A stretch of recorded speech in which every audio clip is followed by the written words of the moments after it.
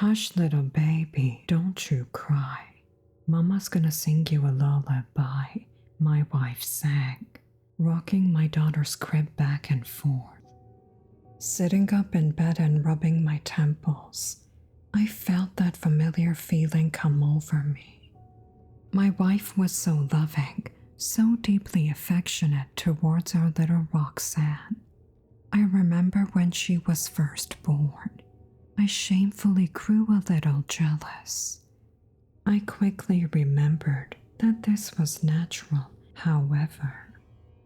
A mother's love is a force to be reckoned with, and I, a mere mortal man, was no exception to the rule. And if that mockingbird don't sing, Mama's gonna buy you a diamond ring. I stared at the monitor, tears welling up in my eyes. I felt so blessed to have her, so blessed to be able to experience this life with her, through the good times and the bad. I couldn't have asked for a better family. My daughter's crib continued to sway gently back and forth as her mother sang. "And if that diamond ring turns brass, Mama's gonna buy you a looking glass." I figured it was time to go get her. This wasn't the first time I had to take over during one of her late-night trips to Roxanne's bedroom. She just looked so exhausted and mentally drained. "And if that looking glass gets broke, Mama's gonna buy you a billy goat." I carefully pushed my daughter's door open and approached my wife as gently as I could.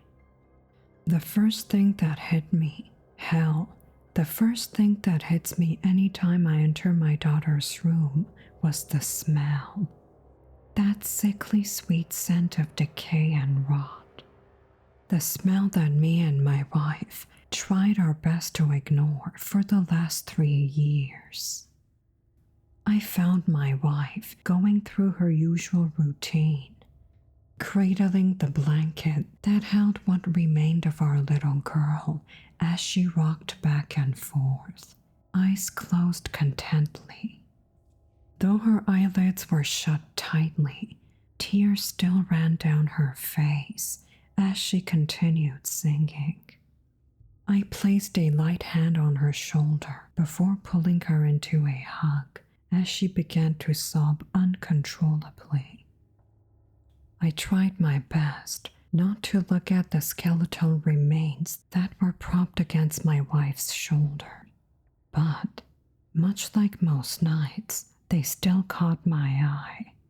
This caused me to cry too, as I hugged my wife tighter.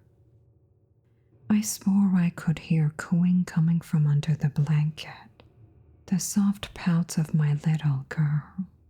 I told myself that I was imagining it, nearly convinced myself it wasn't real.